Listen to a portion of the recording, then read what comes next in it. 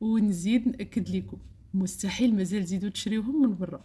خبيزات المخابز بالزرارع خفاف وهشاش من داك الشي الرفيع وبمكونات تناسب كل بيت. غادي ناخدو القصيعه ديالنا فيها المدافي، خميره رفيعه الطبيعيه جوج فواحد، الكميه اللي محتاجينها زيت زيتون، الملحه. انا استعملت سكر بني، يمكن لكم تعوضوه بالعسل. نحركو الكل مزيان حتى يتجانس الكل مع بعضو. انا هنا استعملت الدقيق ديال القمح بالنخاله ديالو بوحديتو، يمكن لكم تضيفوا حتى الفينو، علاش لا. من بعد ما ندلكو العجينه ديالنا، ومن الافضل تبقى مطلوقه باش يجينا الخبز خفيف وهشيش. وغادي نضيف كميه من الزرارع اللي غتلقاوها بالتفصيل اسفل الفيديو.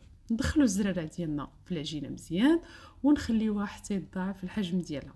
من بعد ما تخمر لينا غادي نخرجوا منها الهواء، نشكلوا كويرات الحجم اللي بغينا. انا كل كويره فيها 50 غرام. وعاود غادي ندوزو الوجه ديالهم في الزرارع، نحطوهم في صينيه ديال الفران حتى يتضاعف الحجم ديالهم. نطيبوهم على درجه حراره 180 كيف يطيبوا لينا ويتحمروا وياخذوا اللون اللي بغينا، نقدموهم لينا وبالصحه والراحه. وما ننساوش نجربوا وصفتي.